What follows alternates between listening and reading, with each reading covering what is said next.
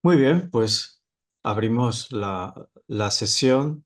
Eh, bueno, ya habéis visto que nos tocaba el capítulo 3 titulado Salvajes, Bárbaros y Civilizados, y después teníamos el último capítulo donde hacen como una propuesta de qué sería el esquizoanálisis. Y yo creo que hay dos claves de lectura para esta segunda parte que comprende estos dos capítulos. Y tiene que ver con que, fijaros, el discurso se centra más en criticar la antropología estructural del momento, que básicamente está liderada por Levi-Strauss, y se critican concretamente dos cosas que yo creo que son relevantes y que podemos discutir, si queréis, en el capítulo 3. El primero es la ley universal que existe en la antropología estructural, que es la de la prohibición del incesto, que está muy vinculada con el Edipo. Y evidentemente ellos cargan contra esta especie de ley universal en la antropología estructural. Y también cargan contra la propia noción de estructura que maneja la antropología. Son las dos claves que yo creo que facilitan un poco la lectura del libro. Finalmente, en el último capítulo, donde se habla de esquizoanálisis, se titula literalmente Introducción al esquizoanálisis y se dan algunos elementos de lo que sería esta propuesta de ellos.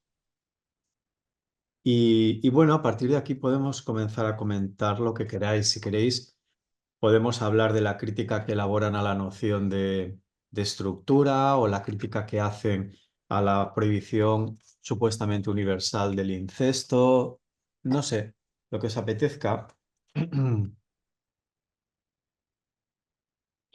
Bueno, yo creo, o sea, para hacer un comentario introductorio genérico de esta segunda parte del libro, yo creo que es una segunda parte bastante más filosófica y menos clínica, todo y que están mezcladas siempre, ¿no? En ese sentido apostaría porque metió más mano Deleuze que Guattari en esta segunda parte. Y siento que esta segunda parte se vuelca más en una crítica al estructuralismo más general, o que al menos sí que se centra más en el capitalismo y deja un poco de lado los postulados clínicos o contra el psicoanálisis clásico, el Edipo, que sí que son centrales y son el foco de las críticas en la primera parte del libro, ¿no? Yo creo que en la segunda parte no es que desaparezcan, pero digamos que sí que se traslada y no sé si se puede decir que sea una analogía, porque no se puede decir eso, pero sí que un poco lo que intenta hacer en esta segunda parte es una crítica estructuralista en un sentido más amplio que abarque la lógica edípica, la lógica de la axiomática capitalista y a partir de ahí, bueno, cerrar con esa idea del esquizoanálisis, ¿no? Como una propuesta postestructuralista, inmanente, podríamos decir, tanto a la lógica del Edipo como a la lógica capitalista, ¿no? Ujú.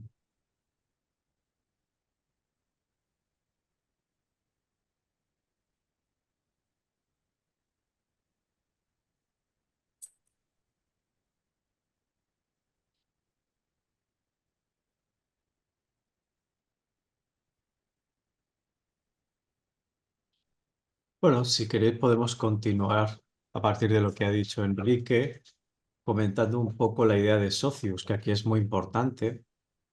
A partir de este segundo capítulo se vuelve clave.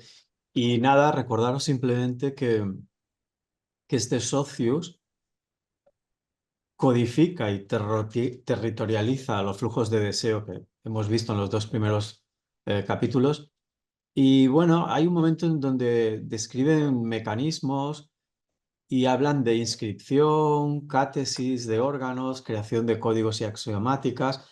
Pero lo interesante del tercer capítulo es que, claro, ellos dicen que hay diferentes tipos de socios con formas propias de codificar y territorializar estos flujos de deseo. Y aquí es cuando hablan de una máquina territorial primitiva, una máquina despótica y una máquina capitalista. Que si queréis, yo me imagino que aquí debatiremos un poquito más porque le habréis prestado mucha atención a cómo es esta máquina capitalista. Imagino que es lo que nos afecta directamente, nos atañe y quizás queráis discutir un poco más sobre las características de esta máquina. Pero es interesante la tríada, ya habéis visto que el capítulo se titula Salvajes, bárbaros, civilizados y la máquina capitalista correspondería a a esta categoría de civilizados. Y sobre todo que el socius es represión, básicamente. Eh, no sé, si queréis podemos comentar un poco qué características tiene esta máquina capitalista, que es muy curioso cómo ellos definen el capitalismo, lo que os apetezca.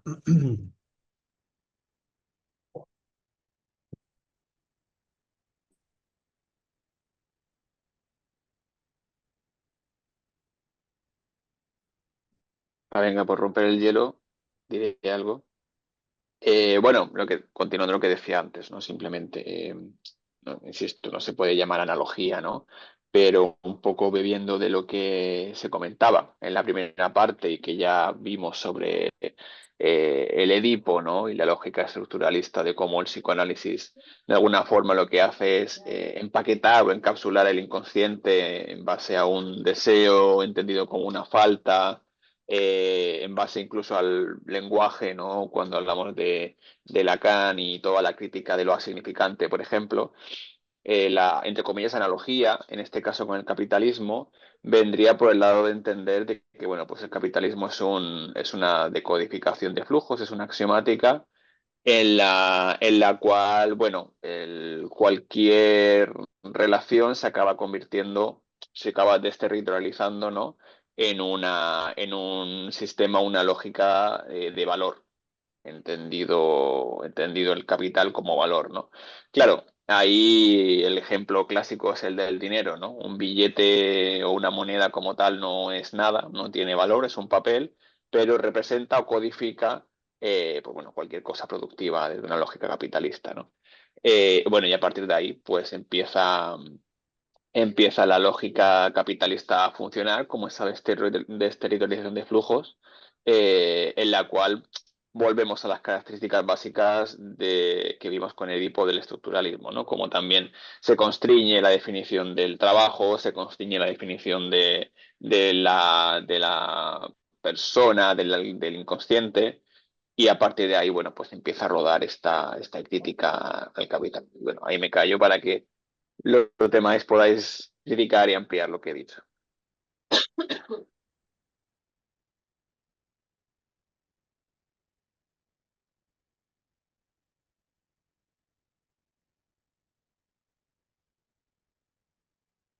A ver, a mí me ha parecido interesante, por ejemplo, cuando al principio del capítulo 3 empieza a describir un poco el capitalismo como este tipo de máquina que no funciona más que chirriando, estropeándose, etcétera, y que de alguna forma em, como que se retroalimenta de las contradicciones, ¿no? Literalmente hay una frase en la que dicen, y cuanto más ellos estropea, más esquizofreniza, mejor marcha el americano. Em, me parece interesante como este carácter que le dan al capitalismo como creo que, no sé si refieren al capitalismo como un tipo de socius o como cuerpo lleno también. No me ha quedado de quedar claro la diferencia entre cuerpo lleno y socius, pero me parece interesante como este carácter como plástico, como con capacidad de transformarse, de absorber em, los cambios contextuales y retroalimentarse con ellos, ¿no?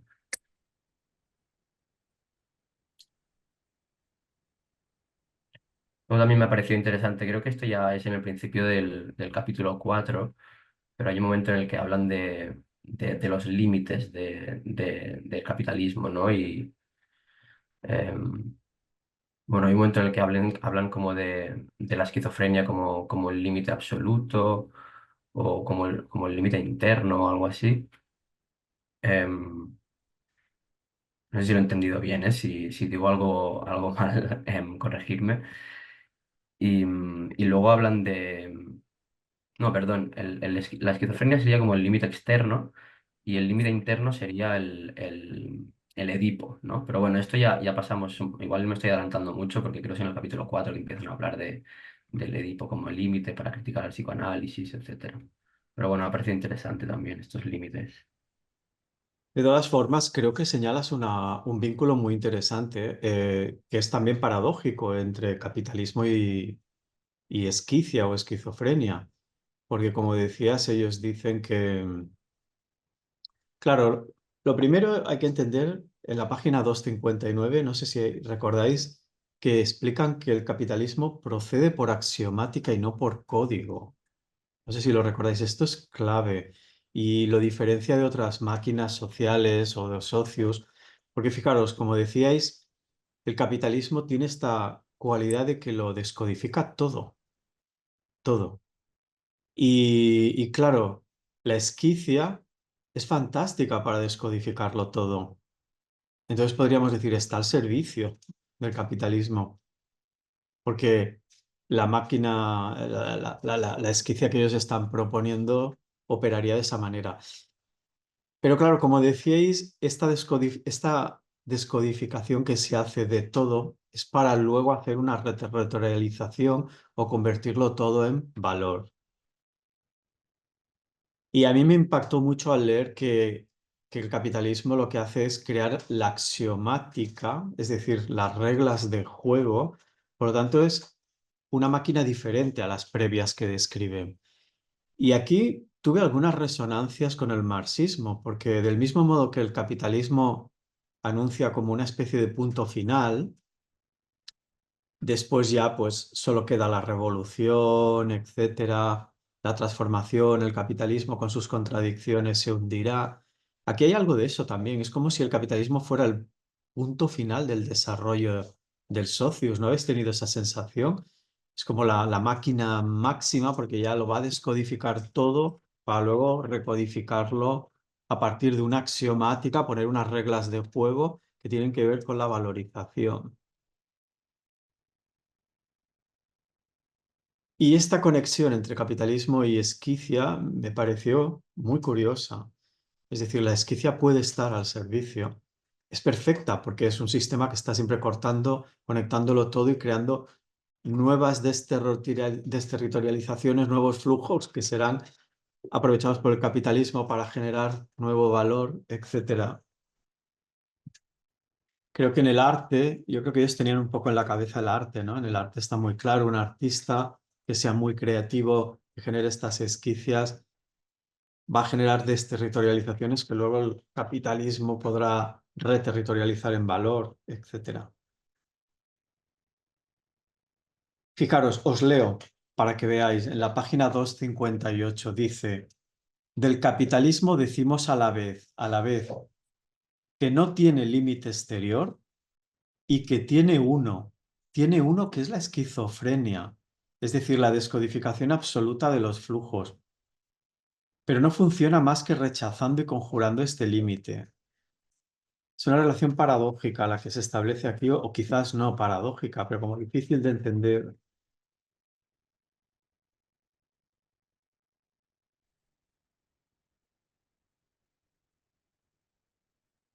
Pero de hecho, creo que es aquí mismo, en esta página, donde habla un poco de lo que estaba comentando yo antes, de que el poder del capitalismo radica en esta axiomática que es constantemente capaz de añadir un nuevo axioma a los axiomas precedentes, ¿no? Creo que es en el mismo parágrafo que estabas comentando, Francisco, en el que habla de que no tiene límite exterior y demás.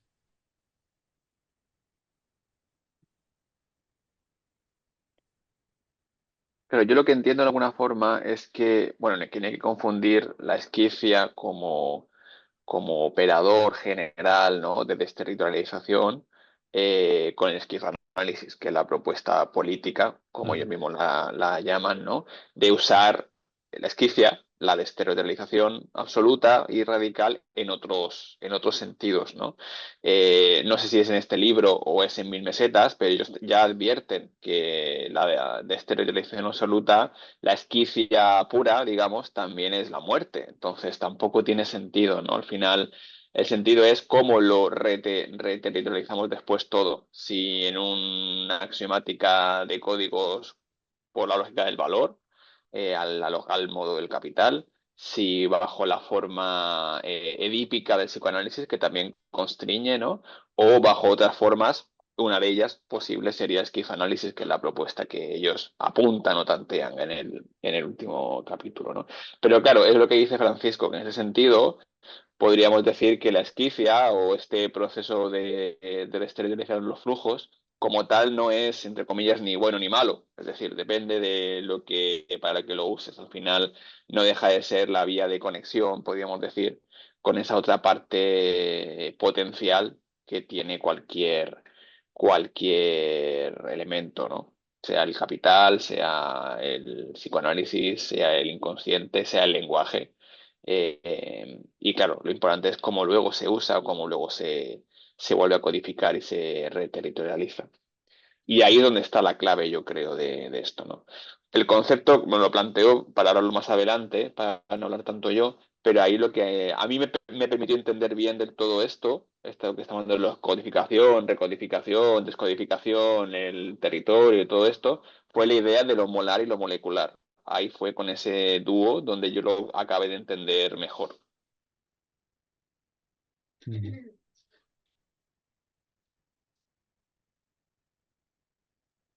A ver, dejadme que mire el chat, que hay una pregunta de Monique.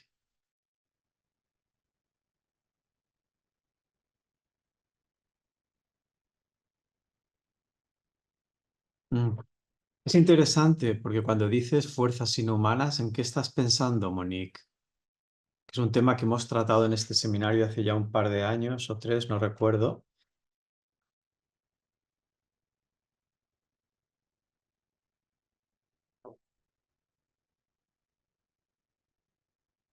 Ujú.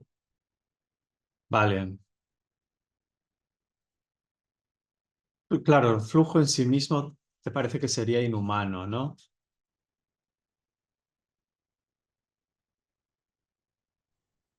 Ok.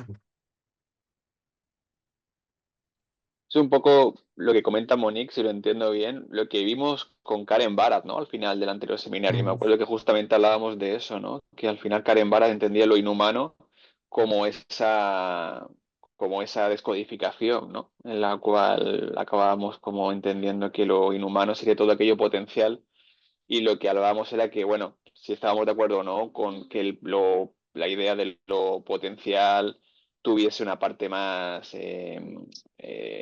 cuantitativa o es una diferencia de cualidad más bien. Pero recuerdo, si entiendo bien, no sé si Mónica ha trabajado, has leído a Karen Barat, pero que iba por ahí un poco cuando leíamos Cuestión de Materia.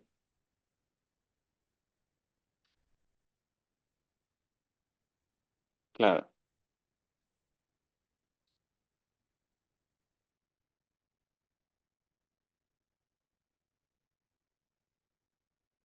Ujú. Ok. Y yo me quedé clavado con esta... Claro, me quedé clavado en la máquina capitalista, por supuesto, intentando entender bien qué querían entender ellos.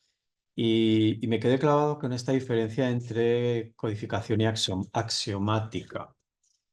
Y bueno, ellos mencionan varias características para diferenciarlo, pero hay una cuarta que está en la página 258 abajo, que os la voy a leer porque, fijaros, qué curiosa y yo creo que es muy reveladora. Dice, de ahí se desprende, por último, una cuarta característica que opone la axiomática a los códigos. Hay una oposición entre crear una axiomática y crear códigos.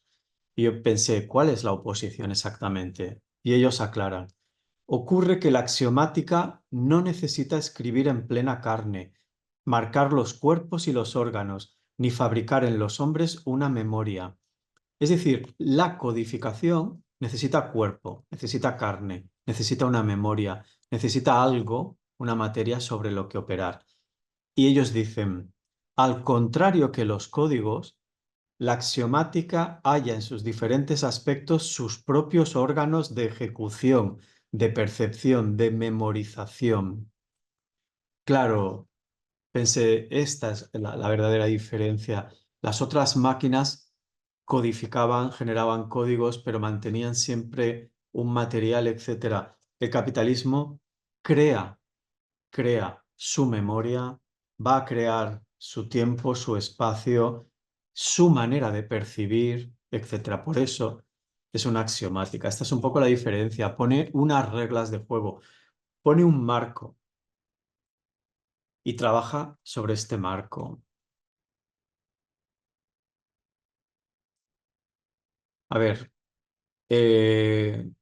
bueno, entiendo que si escribís en el chat es porque tenéis algún problema, me imagino, con el micro, porque perfectamente si queréis podéis intervenir, no hay ningún problema. A ver qué dice José Antonio.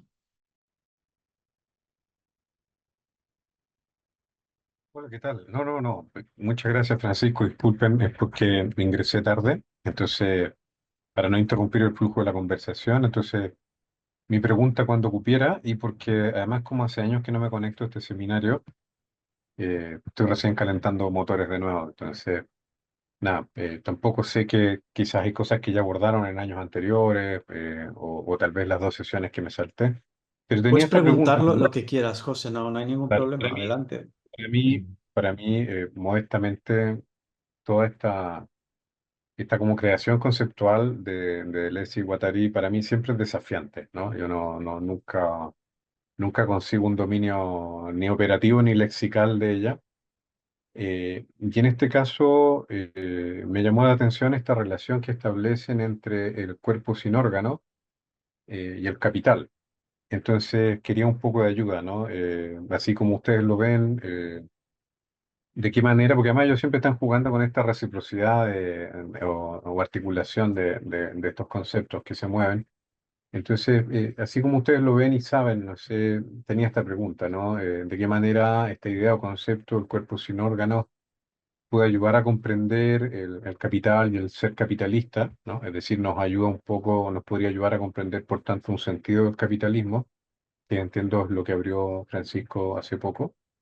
Y al revés, ¿no? ¿De qué manera una mirada al capital y al capitalismo nos pueden ayudar a entender esta idea, concepto del cuerpo sin órgano, ¿no? Entonces, quería ayuda más bien y les puse ahí una cita de algunos de los capítulos anteriores en que se establece la relación, o una de las relaciones, y era más bien una señal de ayuda.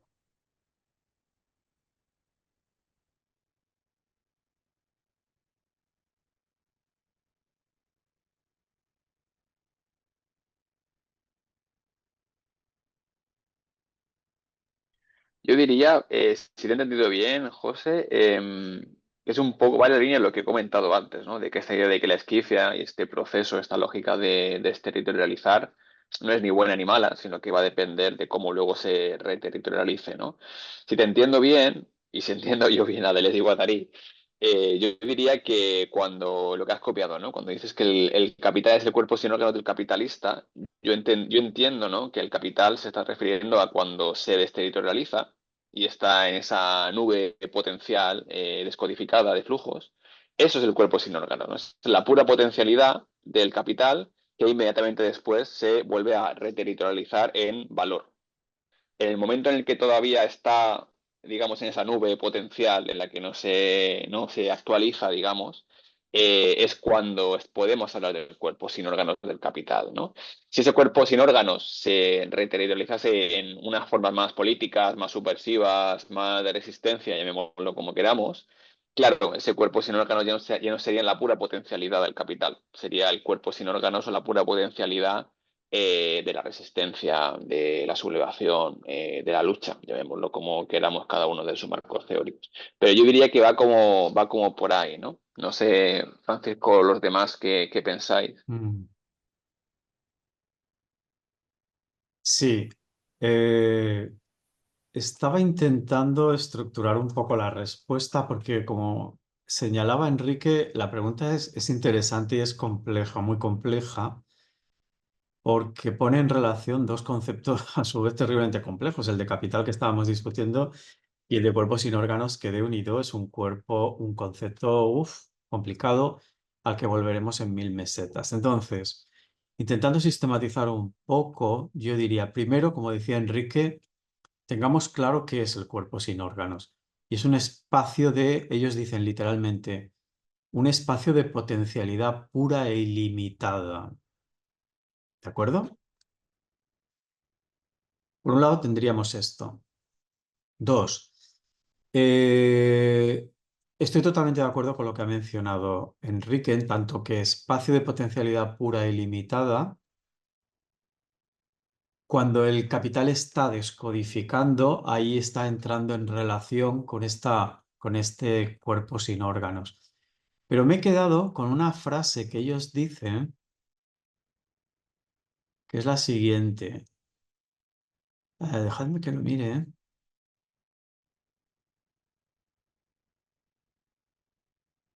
Que el capital en sí mismo puede ser visto como un cuerpo sin órganos del ser capitalista. Entonces un poco rizar el rizo. Y aquí tendríamos que volver a comentar algo y es, claro, una vez tenemos el ser capitalista instalado y funcionando, recordemos que el cuerpo sin órganos es ese plano inmanente que define la potencialidad de ese ser que está operando. Y en ese sentido, claro, el capitalismo tendría un cuerpo sin órganos. La dificultad es la siguiente. Normalmente cuando tenemos un conjunto de prácticas que están operando, para entenderlas y explicarlas, hacemos una referencia trascendente. Y decimos, pues estas prácticas se relacionan y tienen que ver con el patriarcado. O estas prácticas tienen que ver con la revolución o con, no sé, la lucha de clases. Y ellos, Deleuze y Guattari, rompen este ejercicio de pensamiento. Y ellos dicen, cuando estoy analizando un conjunto de prácticas, como puede ser el capitalismo mismo, la referencia nunca es trascendente. Siempre es inmanente, hace referencia a la pura potencialidad que ese conjunto de prácticas vinculadas está generando. Y eso es el cuerpo sin órganos. Por lo tanto, claro que el capitalismo tiene, en tanto que ser capitalista, un cuerpo sin órganos. Sé que es un lío, pero para simplificarlo un poco, ahora en esta reunión estamos realizando un conjunto de prácticas. Hay discursos, hay prácticas, estamos hablando, yo muevo las manos, estáis conectados, discutimos sobre un tema, José ha preguntado, vale, muchas prácticas. Deleuze y Guattari, si las describiese, las describiría, pero dirían, este conjunto de prácticas en sí mismo adquiere sentido y se articula porque genera un espacio de pura potencialidad. Es decir, está operando sobre un cuerpo sin órganos o en un cuerpo sin órganos que no es previo a ellas, ni es trascendente. Ha aparecido en el devenir mismo de ellas. Por ejemplo, forma parte de esta potencialidad lo que decía Enrique al principio. Ahora nos articulamos y montamos una mesa en un congreso. Esa potencialidad ha aparecido ahora y aquí, es inmanente. No existía previamente. Y esta es la dificultad. Por eso sí que ellos en algún momento pueden decir que hay un cuerpo sin órganos del ser capitalista. No sé si se entiende, es un poco lío. Bueno, es un poco lío. En 1000 mesetas volveremos. Hay toda una meseta dedicada al cuerpo sin órganos y ahí tendremos que entrar a fondo y entender bien el concepto. Pero yo la única manera que tuve hace años de entenderlo es poder ver este cambio en nuestra manera de pensar y no moverme hacia el eje trascendental, sino inmanente. Yo estuve buscando... Ay, perdón, Bruno, ¿te vas a hablar? No, Em, habla tú, tranquilo, lo continúo. bueno, hago un comentario y luego te cedo el habla. Em, yo estuve buscando un poquito, profundizando un poco más sobre este concepto de cuerpos sin órganos, porque también me resultaba un poco difícil de comprender. Em, Y básicamente encontré definiciones que me parecían un poco más sencillas de entender. Por ejemplo, una en la que se lo conceptualizaba como un estado fásico que representa todos aquellos posibles estados en los que un sistema puede encontrarse, ¿no? Y hacían la comparación esta con el huevo, ¿no? Y esa potencialidad que tiene el huevo, por ejemplo, el huevo de una gallina en poder devenir em, un organismo en base a todas esas em, intensidades que le atraviesen, ¿no? De alguna forma. Em, y lo diferencia bastante a nivel ontológico de ese esencialismo, ¿no? Em, más tradicional en la filosofía. Y, claro, en cuanto a la pregunta esta de vincularlo con el capitalismo, em, si concebimos este cuerpo sin órganos como un espacio abierto, em, donde los flujos de alguna forma de deseo circulan sin restricciones. Claro, antes comentábamos, por ejemplo, que el capitalismo lo que hace es como un ejercicio de descodificación, ¿no? Entonces entiendo que de alguna forma eso favorece como este libre fluir del deseo. No sé si me estoy explicando, pero esto puede como darle puntos al capitalismo a nivel de eso, de favorecer esta libre circulación del deseo em, a la hora de entender por qué de la existencia o del triunfo de alguna forma del capitalismo, ¿no? No lo sé, lo he entendido un poco así. Yo creo que la imagen de Sergi es muy buena. Imaginemos, tenemos el huevo o el cigoto, en el caso del ser humano, cigoto antes que el embrión. ¿Qué tenemos ahí? Tenemos una masa de intensidades indiferenciada, pero ya hay como vectores de intensidades que van a devenir, se van a diferenciar, van a aparecer distintos tipos de células, distintos tipos de órganos, etcétera, y aparecerá un cuerpo. Bien. Para mí, yo creo que es perfecto para entender el cuerpo sin órganos, porque de hecho es esto, es un cuerpo, esta masa de intensidades sin órganos todavía. Pero cuando hablemos de 1000 mesetas del cuerpo sin órganos, la única salvedad que yo añadiría aquí es que ellos no dejan claro lo siguiente, y es que la idea de cigoto o la idea de huevo, en tanto que es una masa de materia que se puede diferenciar en cosas, genera un esquema de prelación, genera un antes y un después. ¿Me explico? Hay un cigoto, hay un huevo y luego hay un ejercicio de diferenciación. Cuando, claro, este huevo es inmanente también al conjunto de prácticas o de órganos una vez diferenciados. No sé si me explico. Es decir, siempre está ahí el huevo y la referencia a los órganos que han devenido viene de este huevo. Es decir, no desaparece el cuerpo sin órganos. No es que haya primero un cuerpo sin órganos y luego un cuerpo con órganos. Por eso, la imagen de huevo está muy bien, pero cuando leímos a Simondon, yo no quiero traer esta definición aquí porque hay personas que no han estado en ese seminario, pero cuando Simondon define la idea de equilibrio metaestable, ¿os acordáis? En un sistema, creo que es muy buena, creo que se acerca mucho a la idea de cuerpos sin órganos, porque la idea de equilibrio metaestable en Simondon es, imaginad un sistema, un conjunto de relaciones, el que queráis, está en permanente tensión con el exterior, en tanto que hay una multitud de puntos por los cuales ese sistema puede cambiar y devenir otra cosa. A eso lo llama equilibrio metaestable. Es un equilibrio que es metaestable. En el momento en que uno de estos puntos se activa, cambia el sistema y vuelve otro equilibrio metaestable. El equilibrio metaestable es siempre inmanente a todo sistema. No puedes hablar de sistema sin equilibrio metaestable a no ser que lo cierres y lo quieras aniquilar. Y esta referencia de inmanencia me parece interesante en Simondon. Y la imagen del huevo, claro, es muy gráfica, pero mi problema con ella es ese, este orden de prelación que puede generar.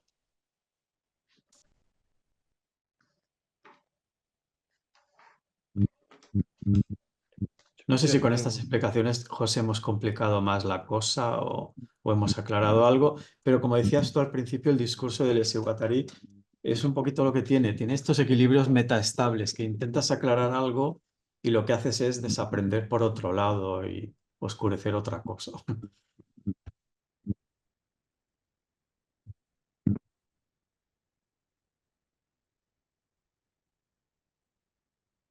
Hay una lectura Sí, que quisiera perdón, recomendar. sí. No, disculpa, nada, iba a contestar a Francisco, sí, sí. Me ayuda a ir oxigenando la manera de abordar esta cuestión sin ánimo de monopolizar la conversación, nada más. Solo añado para esclarecer que, claro, que esto me va inquietando, ya que Francisco puso el problema del capitalismo. Esto me va inquietando en la medida, y pues ahí puse el texto que me sale más fácil, me va inquietando en la medida en que el capital, en tanto que cuerpo sin órgano, se apropia de lo que ellos llaman la producción deseante, ¿no? Sí, y por tanto, ¿cuál es la relación que podría establecerse entre este cuerpo sin órganos, o sea, el capital como cuerpo sin órganos y la producción deseante y las máquinas deseantes?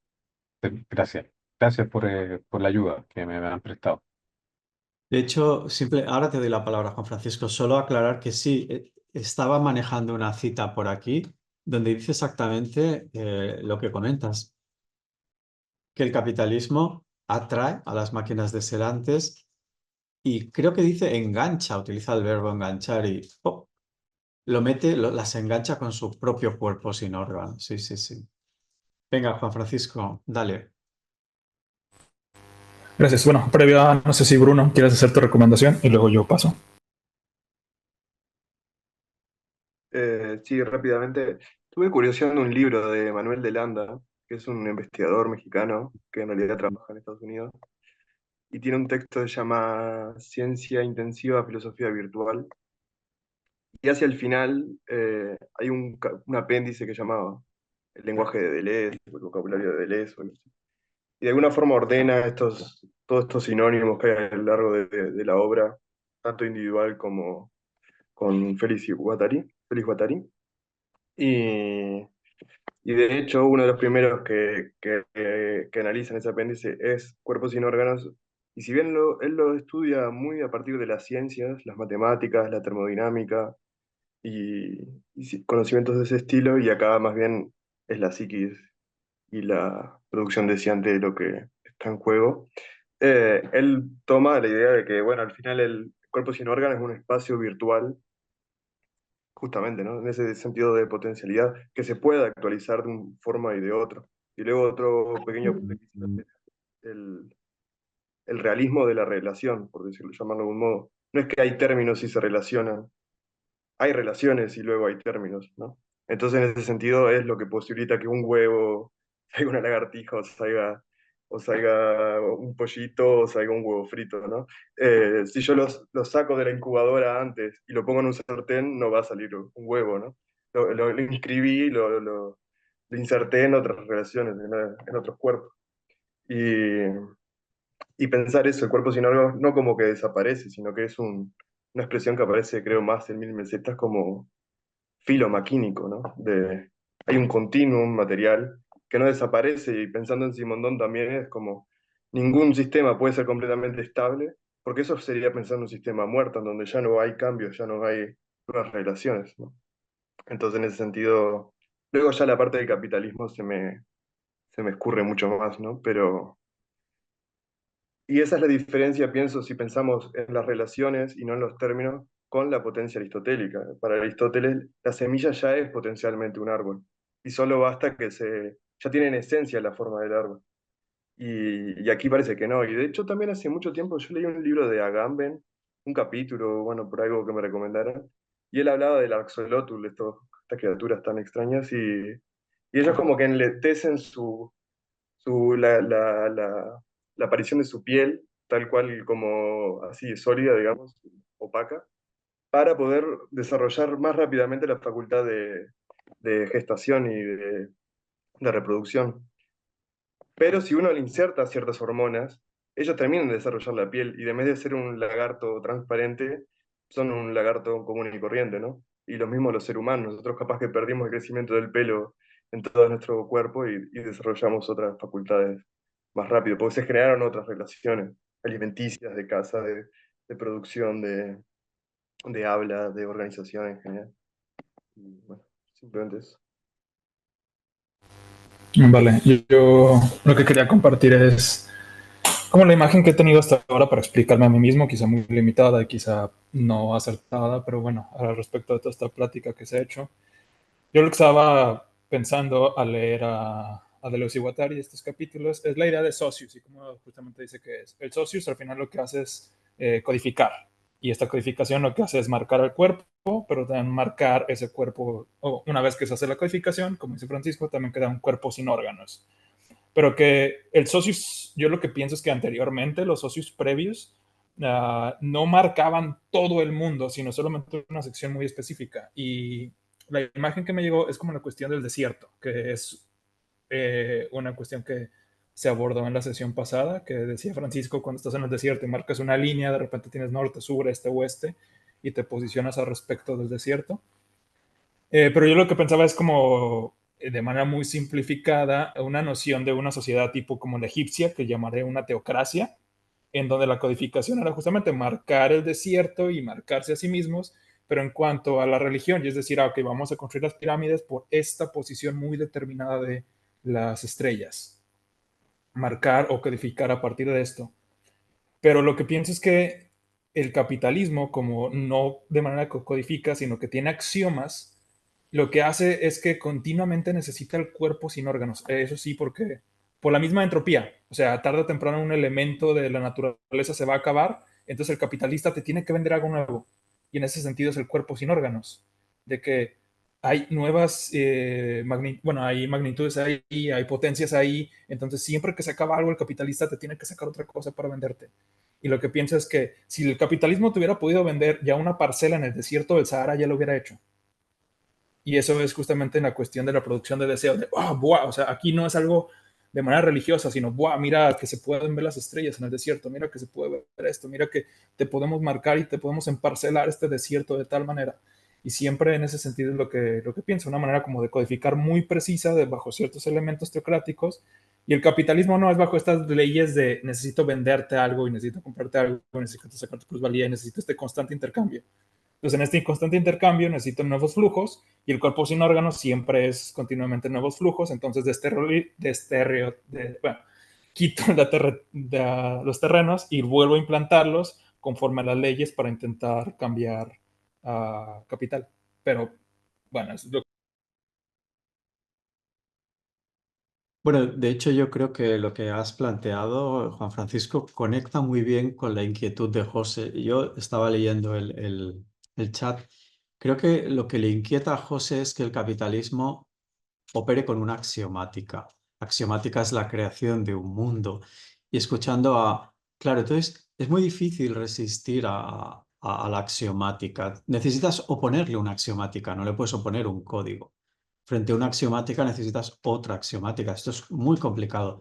Y escuchando a Juan Francisco estaba pensando en este ejercicio de desterritorialización y recodificación y creación de axiomática del capitalismo y me acordaba de Milley, que plantea cosas que nos parecen locas, pero que, bueno, él las plantea y quién sabe si se pueden convertir en axiomáticas, como por ejemplo que los padres que tienen necesidades económicas vendan a sus hijos. Supongo que lo habéis leído en la prensa.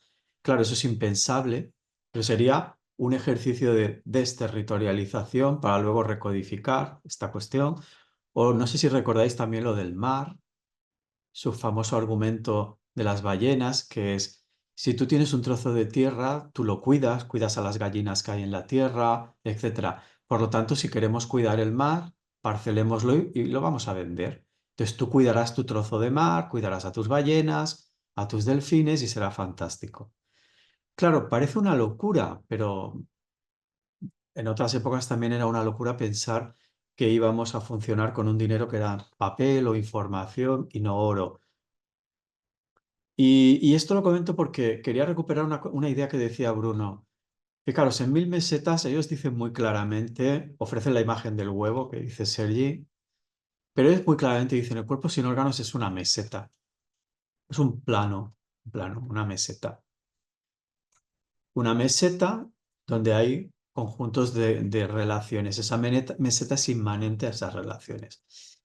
Y Bruno decía una cosa que me parece interesante y lo vinculo con un comentario que ha hecho Monique. Es cierto lo que dice Monique, es un campo de, pero yo no diría de posibilidades, creo que ellos no dirían de posibilidades, es un campo de potencialidades. Y es diferente, por lo que decía Bruno, es decir, en la filosofía aristotélica tú tienes una semilla y Aristóteles lo entiende como un campo de posibilidades. El árbol está en la semilla. Puede que si no llueve no crezca el árbol y muera, pero hay un árbol, porque eso es un campo de posibilidades. Pero ellos lo que plantean con esta idea de cuerpos sin órganos es el campo de potencialidad, que como decía bien Bruno, se tiene que dar un determinado juego de relaciones, etcétera, y no siempre puede salir un árbol. No siempre, no está claro. Puede que sea no sé, un arbusto o lo que sea, etcétera. Entonces, esa es la diferencia entre potencialidad y posibilidad. Ellos lo tematizan de un modo muy complicado, que ahora no vamos a entrar. Ellos dicen la posibilidad es una copia de lo real, pero en el futuro. Por eso ellos dicen, claro, la semilla que tiene una copia del árbol, pero en el futuro. Cuando lo potencial no es una copia de nada ni se da en el futuro. Lo potencial es real y simplemente es actual. Lo que es actual, lo potencial es actual. Es decir, es real perdón, es potencial y no es actual. Esa sería un poco la diferencia. Bueno, y aquí tenemos la gran pregunta en el chat, que si queréis la guardamos para el final, porque como estamos acabando hoy el libro y el objetivo de leer a los clásicos es que operen como cajas de herramientas o máquinas de herramientas para pensar los temas del seminario, en un mensaje me decía José que le gustaría volver a revisar la idea de máquina y yo la guardaría para el final, al final donde nos podríamos plantear qué podemos sacar de este libro que nos ayuda a pensar la IA. Y por ejemplo, una pregunta es la de que plantea José Luis. ¿La IA se puede entender como cuerpo sin órganos? Bueno, si queréis, como son las 7 y me gustaría reservar media hora para ese final de 7:30 a 8, si queréis podemos pasar a la última parte del libro, que es una propuesta que ellos hacen muy, en su momento, muy atrevida, pero que ha florecido, por ejemplo, mucho en Brasil y Argentina. Hay grandes escuelas de esquizoanálisis en estos países. En España, yo no conozco, la verdad. Probablemente hay grupos, pero no, que yo sepa, no son muy importantes. En la academia, desde luego, no hay nada de esquizoanálisis. No sé qué os ha parecido la propuesta. Fijaros, solo una frase al azar. Ellos dicen, en el inconsciente no hay más que poblaciones, grupos y máquinas. O sea, no está el teatro del Edipo, no está la ley universal del incesto, etcétera. Hay multitudes, poblaciones, máquinas, etcétera.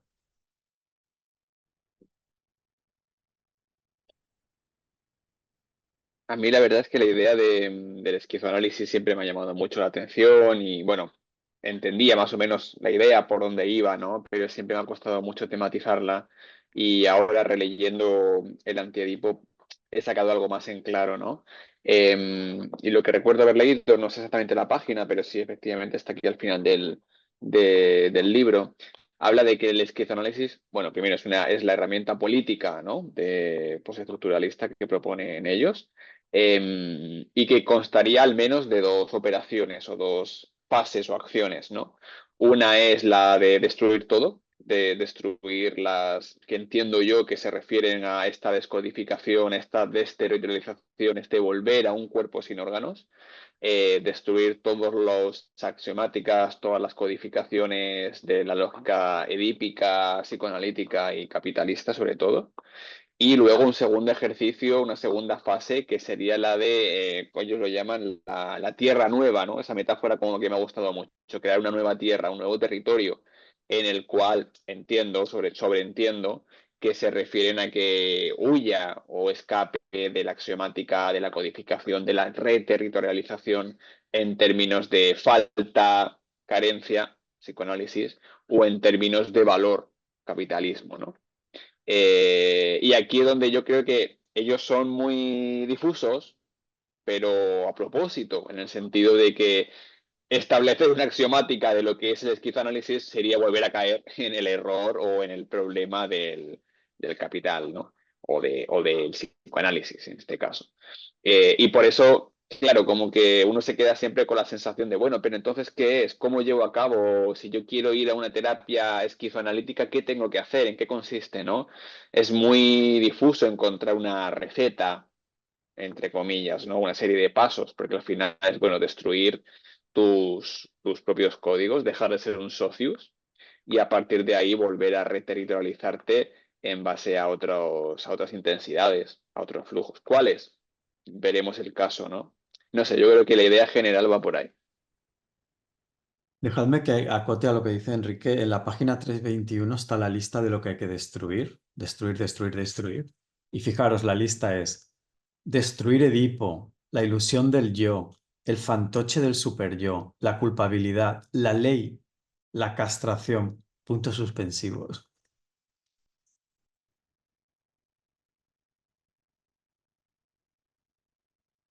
Pero no sé si habéis notado que sí que hay una página en la 310 al inicio, si tenéis por ahí el libro, buscadlo rápidamente, es muy interesante, donde ellos definen cuál es el campo analítico del esquizoanálisis. Es decir, qué elementos interesan al esquizoanálisis y dan también una lista. Dejadme que os la lea rápidamente. Fijaros, es divertida. La lista es el dominio de las síntesis libres, donde todo es posible, las conexiones parciales, las disyunciones inclusas, las conjunciones nómadas, los flujos y las cadenas polívocas, los cortes transductivos, la relación de las máquinas deseantes como formaciones del inconsciente con las formaciones molares que ellas constituyen estadísticamente en las muchedumbres organizadas, el aparato de represión. Todo esto es el campo del análisis, del esquizoanálisis. Campo muy amplio.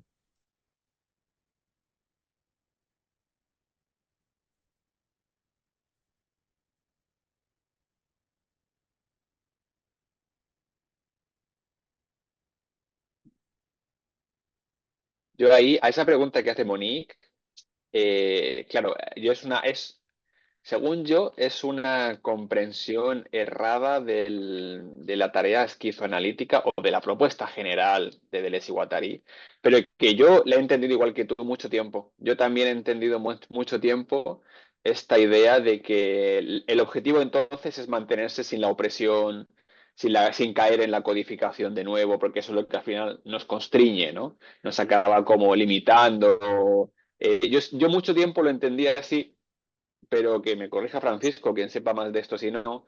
Creo que es un error conceptual en el sentido de que lo que decía antes, ¿no? De que al final mantenerse en la pura inmanencia, en la pura potencialidad, es caer en la línea de muertes. Al final, esta es la paradoja, ¿no? Siempre estamos en un mundo actual, siempre estamos reterritorializados, siempre estamos codificados. No podemos, siempre tenemos una tangibilidad, ¿no? Al final yo me toco y estoy aquí, por poner un ejemplo muy tonto, ¿no? Pero claro, ¿qué es lo que pasa? Que no es lo mismo que esa reterritorialización, esa recodificación, esa actualidad mía, me la imponga un capital, me la imponga un sistema estructural edípico, a que, no sé, me lo invento, de alguna forma la construya yo con otras personas, a que de alguna forma yo tengo una agencia o una posición en esa reterritorialización, ¿no? Pero claro, caer en la lógica del mantenernos en el cuerpo sin órganos, que es donde no hay en apariencia constricciones, donde no hay ataduras, tampoco es entiendo yo, entiendo que no es una opción viable por eso mismo, porque tenemos al final una caída, ¿no? Al final tenemos una molaridad que acompaña nuestra molecularidad, tenemos una actualidad que acompaña nuestra potencialidad. No sé si me hago entender. Sergi, has levantado la mano. Sí, solo quería comentar que, bueno, es que cuando estamos comentando todo el rato como el cuerpo sin órganos, como este espacio de pura potencialidad, sin restricciones y demás, pero hay una parte en la página 350 que hablan de una represión originaria del cuerpo sin órganos, ¿no? Y de hecho hablan de que sin esta represión originaria, nunca una represión podría estar delegada en el inconsciente, ¿no? Por las fuerzas molares y aplastar la producción deseante. Entonces, no acabo de entender muy bien como esta contradicción entre un cuerpo sin órganos como un espacio de pura potencialidad, libre de restricciones y demás, y a la vez como... Es que creo que esto lo comentamos en la sesión anterior, porque al principio del libro ya empiezan hablando de esto, ¿no? Del cuerpo sin órganos como de la antiproducción y no sé, no me acuerdo exactamente cómo lo conceptualizaban, pero eso, me he quedado un poco encallado en esta contradicción. Ujú. Bueno, sí, ahora miraremos exactamente qué es. Me parece interesante entender qué es esto de la represión originaria. Ahora lo revisamos en el libro. Pero sí que me gustaría comentar un par de cosas al hilo de lo que mencionaba Enrique. Primero, cuando dicen pura potencialidad libre, etcétera, no es una especie de campo amorfo. No, no. Las puras potencialidades tienen forma, me explico. La reunión que estamos teniendo ahora genera una potencialidad, un campo metaestable, pero tiene una forma, para que nos hagamos una idea, una metáfora. Hay una potencialidad con forma de triángulo, otra con forma de círculo, etcétera. ¿Me explico? Y eso está siempre vinculado con esas prácticas actuales, concretas, que se están realizando. Es decir, la pura potencialidad que hay aquí no es la pura potencialidad que luego puedas tener tú cuando te reúnas con tus amigos. Tenemos una potencialidad cuadrada y tú la tendrás luego circular con tus amigos. Entonces, no es un campo irrestricto, sin forma. No, no. Tiene esta forma.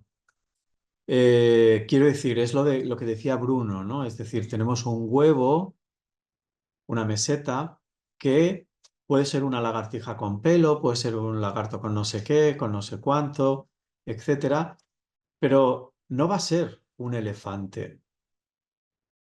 Es muy difícil que sea un elefante. Quizás si intervenimos genéticamente, sí, pero sin esta intervención exterior, etcétera, no será, o no será una montaña.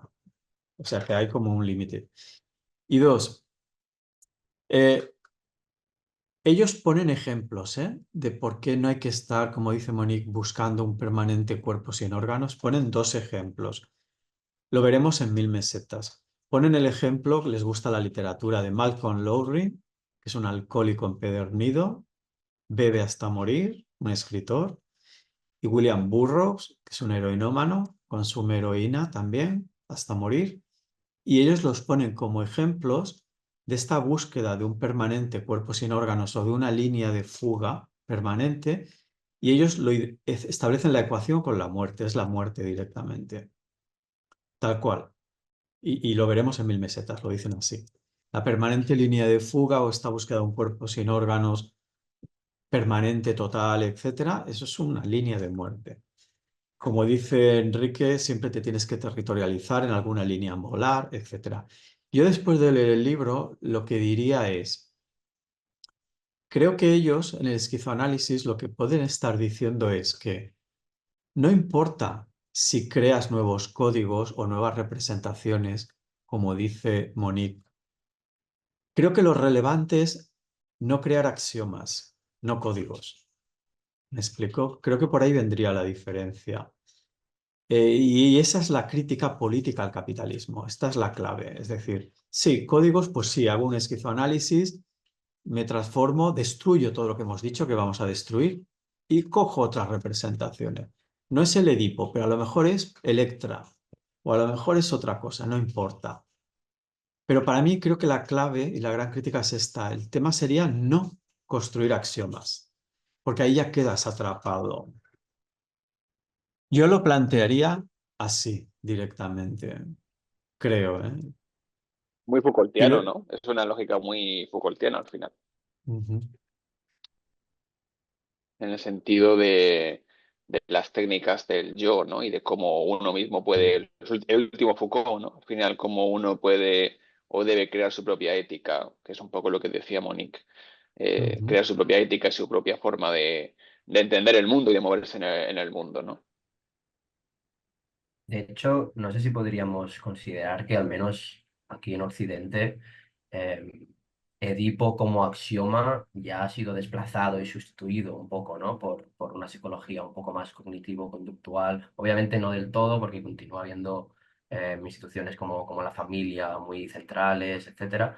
Pero por lo menos dentro del campo de la psicología clínica, por ejemplo, aquí el psicoanálisis se está perdiendo bastante en los últimos años y bueno, no lo sé, si alguien no está de acuerdo que me corrija, pero igual hemos empezado a ver otro tipo de conceptos vinculados a cómo funciona la mente humana, como verla como una, como una caja negra, por ejemplo, desde el conductualismo, ¿no? En el que recibimos un estímulo y reaccionamos a él, etcétera. O desde el cognitivismo como simplemente em, un cerebro donde hay procesos cognitivos, ahora ya vinculado también a la neurociencia, hay circuitos neuronales, etcétera. Em, no lo sé, lo decía por esto de que el capitalismo puede ir sustituyendo unos axiomas por otros sin problema, que creo que a lo mejor dentro de la psicología ya está pasando, ya podemos ir viendo por qué axiomas está sustituyendo a un Edipo que ha sido muy criticado aquí, ¿no? Claro, yo añadiría lo que has dicho, que quizás la axiomatización del capitalismo, que ellos lo explican con mucha facilidad, fácil no es decir, hay como todo un proceso complejo y quizás se podría analizar todos los procesos por los cuales el capitalismo desterritorializa y consigue crear axiomatización. Volvería al ejemplo de Milley, ¿no? Es decir, él ha lanzado una sugerencia que no se ha aceptado, entonces se necesitaría ahí como todo un enorme proceso, etcétera, para que eso se aceptase. Pero sí, sí.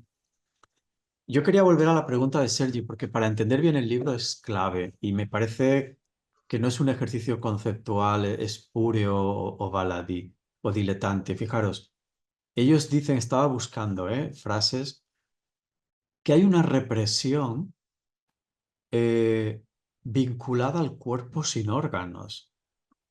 Una represión que está ahí en el propio cuerpo sin órganos y que ellos llaman represión originaria. Ellos dicen, se origina en el cuerpo sin órganos, ese espacio de potencialidad pura que rechaza toda organización y estructura.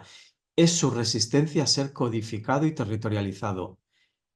Es decir, ejerce una presión sobre la producción deseante. Y luego dicen, claro, la represión originaria es un mecanismo que establece un campo de tensión entre el cuerpo sin órganos y las máquinas deseantes. O sea, es como una tensión que hay entre el cuerpo sin órganos mismo y la acción sobre él. Eso es la represión originaria. No tengo más citas, pero claro, es curioso porque es como una resistencia interna, ¿no? A la codificación. Una tensión, dicen ellos. De hecho, En el encuentro interior perdón, eh, mencionamos algo de eso, se fue citado lo de el cuerpo sufre al ser organizado de una forma y no otra. Y me parece que va por ese lado también, ¿no? Exacto, yo creo que esa es la frase. Al ser organizado de una forma y no de otra. Porque como decíamos, el cuerpo sin órganos no es un campo de potencialidades amorfo y libre. No, no, tiene como una especie de forma, es decir, no todo es posible. Hay un huevo que devendrá en ser humano o en la lagartija, etcétera, unas líneas de tensiones. Entonces, como el ejemplo que ponía Bruno, tenemos ese huevo, si metemos otros genes para que se convierta la lagartija en un elefante, pues se genera una tensión, hay como una resistencia. Y creo que eso es la represión originaria. Ahora se me ha ido la cabeza. ¿Dicen originaria o original? Originaria, sí. De hecho, hay una cita en el principio del libro, en la página 17, donde dicen, cada conexión de máquinas, cada producción de máquina, cada ruido de máquina se vuelve insoportable para el cuerpo sin órganos. Y sí, yo creo que va un poco en relación a esto, ¿no? Que obviamente pues em, hay un potencial para transformarse, ¿no? Pero em, cada conexión con una máquina, cada intensidad, de alguna forma, antes lo comparabas, por ejemplo, con este equilibrio metastable, ¿no? Pues cada vez que hay una transformación, yo creo que hay también resistencias a esa transformación, ¿no? A esa pérdida de estabilidad, en términos más simondonianos. Mm.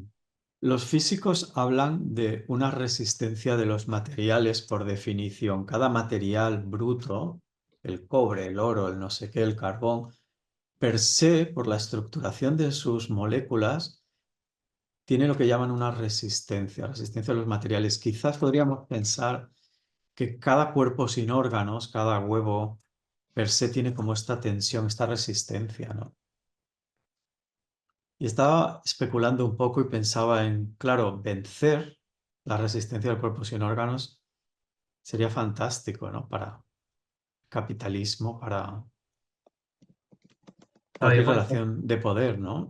para poner un ejemplo un poco práctico y cotidiano, em, y voy a hablar, por ejemplo, de experiencias personales.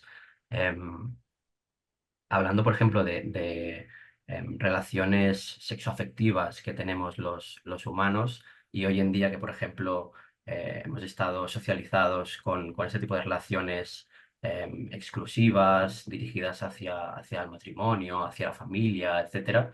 Cuando tú, por ejemplo, intentas romper con algunos de estos esquemas y tener una concepción de la pareja o de las relaciones que no sean, por ejemplo, exclusivas, o que no sean jerárquicas, por ejemplo, otro tipo de relaciones, ¿no? Como ahora que se están poniendo como de moda este tipo de relaciones abiertas, poliamorosas, etcétera.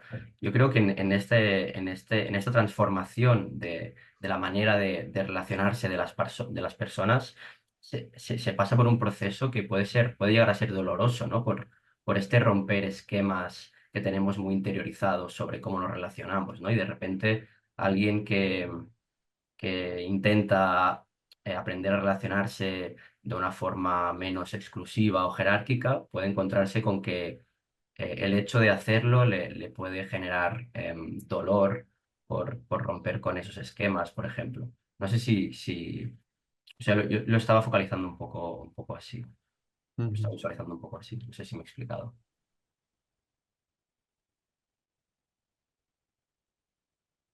Hay unas cosas que se dijeron en el chat que me parecen importantes sobre Nietzsche y sobre si es un libro de ética, ¿no?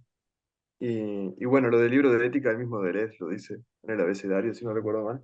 Pero claro, no es ética en el sentido de moral, de los valores y las costumbres, sino en un sentido spinociano de qué me incrementa, qué me disminuye. Y ahí engancho con Nietzsche, que también aparecía en los comentarios de... Hace una semana estaba leyendo un libro de Pierre Klosowski, que de hecho está dedicado a Deleuze, que se llama Nietzsche y el círculo vicioso. Y bien al principio dice algo como, Nietzsche no se pregunta si es bueno o malo, te preguntas, ¿estoy saludable? ¿Estoy enfermo? Yo saco rédito de estos valores, de esta organización de la vida moderna en ese caso, y pienso que es un poco por ahí. No, no nos podemos quedar en el plano de inmanencia total, donde parece que nada es nada aún, porque eso me lleva a una línea de fuga constante, como te van a decir mil mesetas, que dirige a la muerte, ¿no? El cuerpo enfermo, el cuerpo drogado, el cuerpo con frío, como dicen en el propio capítulo. Pero no convendría no ir a un lugar del juicio, ¿no? Y de la interpretación, porque a mí me parece que el libro, todo el libro en general es una crítica a la interpretación y a ese vicio occidental que tenemos de significar todo, ¿no? De hecho, poco después de la Z que tú decías de el programa del esquizoanálisis, o sus territorios, no sé cómo llamarlo, hablan de la tragedia y el mito, ¿no? Y que era una forma de simbolizar, ¿no? Y me parece que eso, que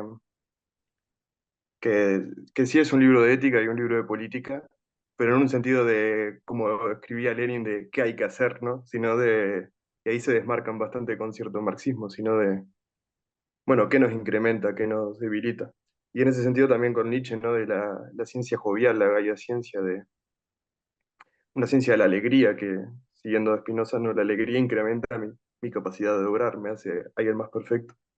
Y la tristeza me hace imperfecto, me disminuye, ¿no?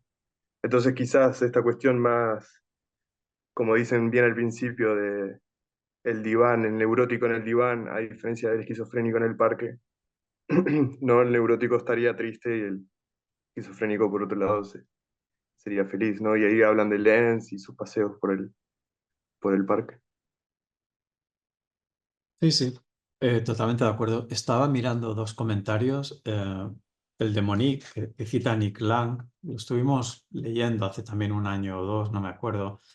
Yo lo llegué a conocer personalmente. Supongo que está vivo Nick Land, no creo que le haya pasado nada. Se fue a China. Vive en Eh, China, creo. sí, como corresponsal, ¿no? Periodístico, dejó la sociología.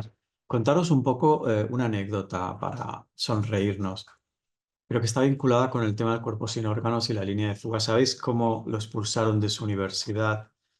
Él defendía tomar anfetaminas, le gustaba mucho la música electrónica, etcétera. Y entonces hubo una fiesta de estudiantes en su universidad, no recuerdo ahora dónde estaba. Y él llegó pues completamente drogado, desnudo, y hizo una performance en la que se tiraba botes de pintura roja por encima. Y entonces la universidad lo despidió. Era un héroe local, era muy famoso en esa época, la universidad lo despide, creo que tiene algún tipo de psicosis paranoica y entonces está algún tiempo hospitalizado y al salir se marcha a China para trabajar como corresponsal periodístico y no quiere saber nada de toda su obra pasada.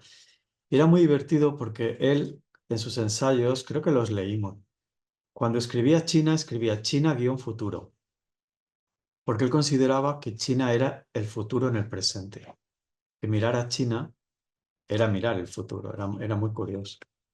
Esta es la anécdota de Nick Land para ver un poco esta cosa esta búsqueda permanente del cuerpo sin órganos también puede ser destructiva.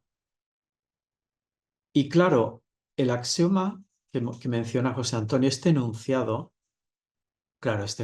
es axiomática capitalista, el tiempo es oro, por supuesto, pero otro tipo de enunciados, por ejemplo, cuando decimos no tengo tiempo para, por ejemplo, no tengo tiempo para leer, no tengo tiempo para ir a no sé dónde, no tengo tiempo para escribir. Si este enunciado lo dijésemos en la época de Cleopatra o Julio César, no nos entenderían. Es como un absurdo. No tener tiempo para. ¿Qué quiere decir esto? Si desde que te levantas hasta que te acuestas tienes mucho tiempo, tienes todo el tiempo del día. Entonces, efectivamente, solo dentro de la axiomática capitalista ese enunciado puede tener sentido. Y ahora, si queréis, como estamos llegando a y media, podemos hacer como un giro para ver qué podemos sacar del libro e incluso criticarlo. Me explico. ¿Habéis notado que ellos dicen, frente al teatro del Edipo, la fábrica de la producción? El inconsciente es una fábrica, es productivo. Yo pregunto, ¿lo que ha hecho José Antonio Román, no podríamos hacerlo también con esta idea? O sea, esta idea de permanente producción, de que todo sea productivo, ¿no estaría también dentro de una axiomática capitalista? ¿Me explico? Es decir, esta idea de la esquicia como cortes que me van a generar conexiones inesperadas y estar en una permanente producción, también suena un poco, ¿no? O quizás estoy yo siendo muy retorcido y un poco paranoico, pero esta insistencia en la producción, mm, no Es una sé. sociedad de rendimiento, perdón. No, no, José, José, te oímos muy bajito, habla un poquito más alto. Que me recuerda a la sociedad de rendimiento, a Byung Han. Rendir, rendir, rendir. Claro, ellos están arrancando aquí un poco de algunos postulados marxistas, aunque no los reconozcan, y esta idea de que el ser humano es un ser productivo, que domina su entorno siempre con la producción, no sé, ahí lo dejo. Lo que Que el pasa es que yo creo, inconsciente, ay, que perdón, ellos utilicen la palabra fábrica me llamó mucho la atención. O sea, el inconsciente es una fábrica, ese es el significante, una fábrica. Perdona, Enrique. no, no, solo quería decir que, bueno, con esto último que has dicho, ¿no? Que ellos usan la palabra fábrica, habría que ver la traducción, pero no sé en francés Mm, original cuál será la palabra. Pero claro, ahí lo digo porque todo esto ahora estoy haciendo clases de psicología del trabajo y lo traigo a colación, ¿no? La idea de producción en un sentido capitalista como valor y la mm. idea de producir por producir, digamos. Lo explico lo digo porque la idea del cuerpo sin órganos al final es la fábrica de producción y es o el inconsciente no como una carencia o una falta, sino como un constante producir, ¿no? Claro, ese producir no tiene por qué territorializarse en una codificación de valor capitalista, pero puede producir igual. Entonces, a lo mejor hay que, o a lo mejor es una confusión propia de ellos como autores, ¿no? Que llaman producción cuando deberían usar dos palabras diferentes, creación, imaginación, no sé, usar otra, cuando quieran hablar de producir sin caer en la lógica del valor capitalista. No sé, pero a lo mejor es importante diferenciar eso, ¿no? Sí, sí, totalmente de acuerdo. Simplemente que no dicen generar, por ejemplo, no dicen es una máquina generativa, dicen producción, sí, sí, sí, pero es verdad que no están diciendo crear valor o una axiomática, sí, sí. Pero bueno, esa puede ser la crítica entonces, ¿no? Que siguen cayendo en la utilización de ese concepto. Al final también yo creo que, claro, o sea, es un libro que a nosotros, que somos unos frikis, unas frikis, nos apasiona, ¿no? Pero no deja de ser cierto que también es verdad que el libro va envejeciendo, ¿no? Y que hay que entender el antiedipo en el momento en el que se escribe, cuando es los años 60, 70, con una sobrereacción francesa muy importante desde el marxismo, desde otros postulados comunistas a todo el contexto de la Guerra Fría, lo que pasaba en Francia en aquella época, ¿no? Y por tanto, claro, han pasado un montón de años, con lo cual ellos se agarran mucho de esas corrientes de esa época, los sindicatos comunistas de la época, pues eso, con Foucault, con toda esta gente que se manifestaba en aquella época, en Argelia también. Pero claro, no deja de ser cierto eso, ¿no? Que al final es una idea. O sea, me refiero que el libro también pertenece a su tiempo, ¿no? También pertenece a un saber y a un poder, en una Ujú, formación histórica muy concreta. Y que, claro, ahora con un poquito más de perspectiva, a nosotros se ujú, nos queda pequeños en algunas cosas, mm, ¿no? claro. Es que alguien ha mencionado a Byung-Chul Han y he pensado, tal vez Byung-Chul Han hubiera dicho que el inconsciente es una máquina contemplativa o un ejercicio contemplativo. Y ahí ya la lógica es diferente, fijaros, totalmente diferente. Dona Seri, has levantado la mano y no lo había visto. Bueno, solo quería hacer un comentario de lo que estabais hablando, porque al escuchar marxismo, Byung-Chul Han, me ha venido a la cabeza una cita que hacen ellos, en la que de hecho critican al marxismo, seguramente, desde una perspectiva que se acerca mucho a lo que plantea Byung-Chul Han, que es bastante contemporánea, ¿no? Que hablan de cómo el capitalismo instaura una esclavitud incomparable, unas servidumbres sin precedentes, donde eh, solo esclavos mandan a esclavos, ¿no? Y no, es como que el ser humano se carga a sí mismo, ¿no? Nos esclavizamos a nosotros mismos. Me recuerda mucho a esta crítica que hace Byung-Chul Han con este concepto del empresario de sí mismo, etcétera, ¿no? De alguna forma, bueno, de hecho creo que citan textualmente que la oposición teórica no radica entre dos clases, ¿no? De alguna forma están diciendo que los burgueses también, la burguesía también son esclavos, ¿no? Y eso me parece una crítica potente al marxismo y muy contemporánea realmente. Ujú. Mira, José, si no tienes atributos para levantar la mano, por favor, interven directamente. Pero esto se debe a que probablemente has entrado en la conexión a Zoom desde el enlace a través de la web.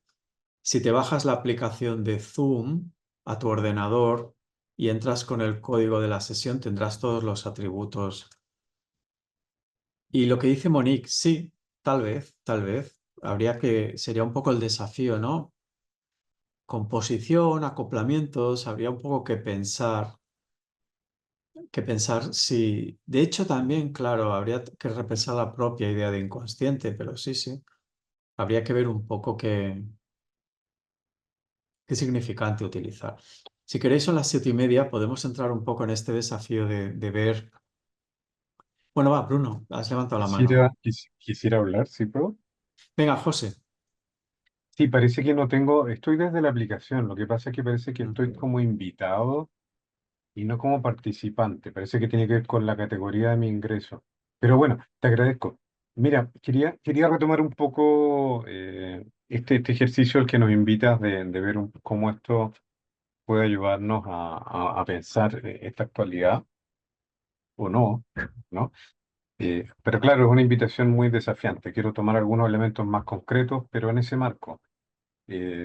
Claro, si uno piensa en esta idea estas como ideas que han ido saliendo acá, que tú nos has aportado y que van tomando eco en las intervenciones, ¿no? Por una parte, este cuerpo, el capital como cuerpo sin órganos y el cuerpo sin órganos como algo que si bien tiene una forma, parece que su mejor cualidad es operar en una virtualidad, ¿no? Lo cual es interesante, me vuelve a pensar en Foucault, ¿no? En esta definición de gubernamentalidad que tiene dos axis, ¿no?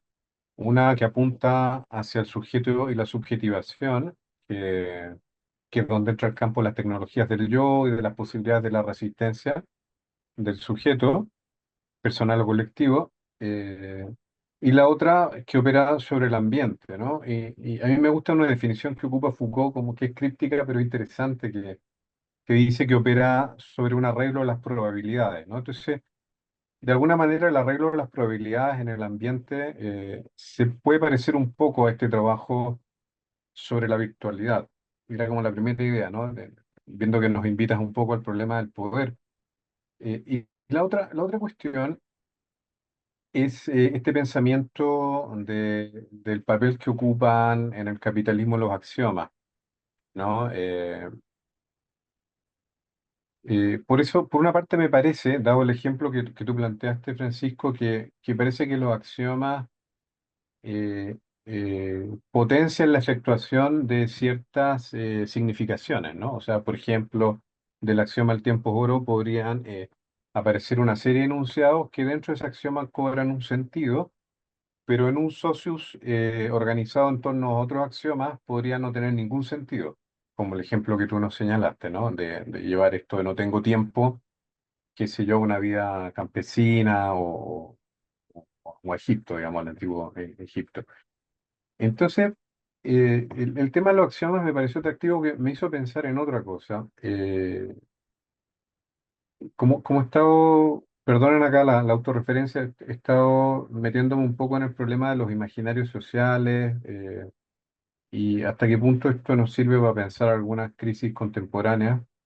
Me hizo pensar, por ejemplo, en que Taylor justamente caracteriza el imaginario social en torno al cual él piensa que se funda y se organiza la modernidad, con algo que uno podría llamar unos axiomas que hablan sobre cierto tipo de reciprocidad, ¿no? Una cierta moral o ética que plantea algunos elementos de reciprocidad y de justicia.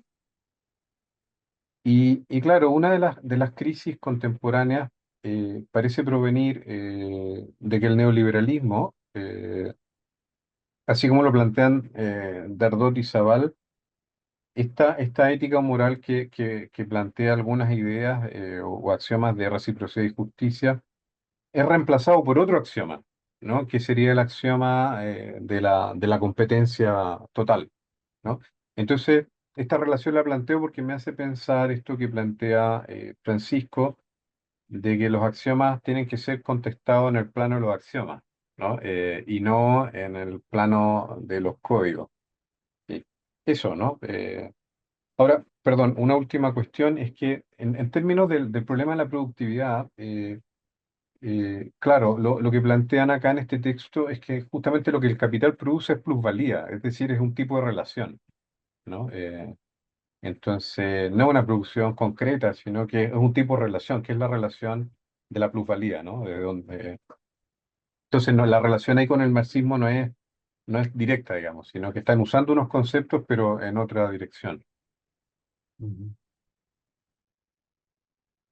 Bruno, habías levantado la mano. Sí, me fijé en francés y sí dicen fábrica, dicen usine, que es fábrica. Ce n'est pas un SEAT, mais une usine, un lieu et un agent de producción, un lugar y un agente de producción. Y luego, por hacer de abogado del diablo y continuando con lo que decía José, al principio del libro, página 13, dicen, ¿qué quiere decir aquí proceso? Y dicen, y ahí aparece lo de producción, distribución, consumo, que luego citan a Bataille sobre los consumos no productivos de los ritos. Y dice, sin embargo, este nivel de distinciones, el de producción, distribución, consumo, considerado de una estructura formal desarrollada, presupone, como lo demostró Marx, además del capital y la división del trabajo, la falsa conciencia de que el ser capitalista necesariamente tiene de sí y de los elementos coagulados de un proceso en conjunto. Y luego dicen una frase que a mí me llama mucha atención, pues en verdad, la brillante y negra verdad que yace en el delirio, no existen esferas o circuitos relativamente independientes. Y ahí yo entiendo que, si bien todo lo del ambiente de época, y luego ellos de alguna forma abandonan este léxico, ¿no? Y empiezan a usar agenciamiento y se olvidan de todo esto, eh, salvaría un poco la cuestión de. Ahora, y ahí me hace pensar en una cuestión de, el lenguaje ha sido muy bastardeado también, ¿no? Eh, por muchas cosas de ética actual, digamos, de moral más que de ética.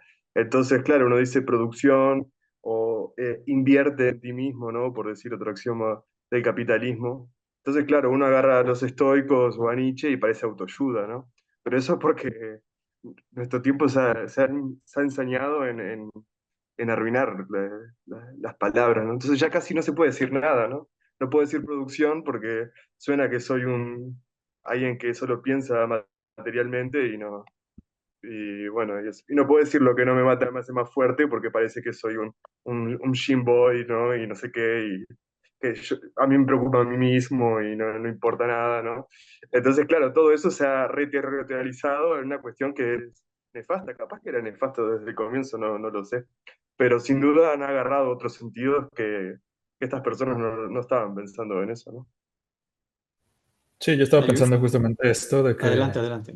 al final el capitalismo, como lo que dice Chapel y Boltanski, lo que hacen es fagotizar desde todos los demás discursos previos, entonces han consumido desde la cuestión de Nietzsche, o bueno, desde la cuestión de los estoicos, ahora por esta axiomática que tenemos, de repente todo puede sonar capitalista. Y es por el hecho de que para poder sobrevivir, pues han consumido y quitado significados y puesto significados para poder continuar perpetuando esta misma lógica de plusvalía.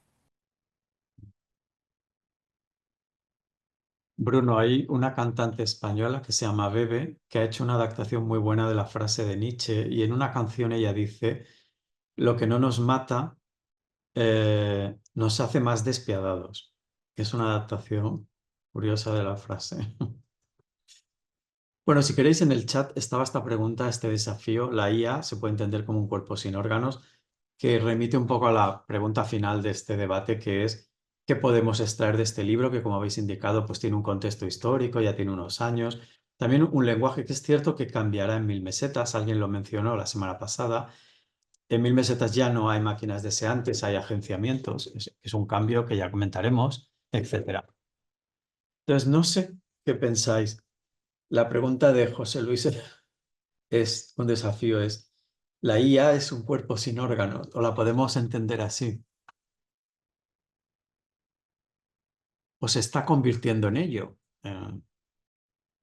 Voy a, voy a, voy a lanzar dos ideas nomás, ¿no? Así como, la primera es que yo creo que mucho de lo que está ocurriendo hoy tiene que ver con todo este proceso de pensamiento que uno podría situar más o menos alrededor del 68.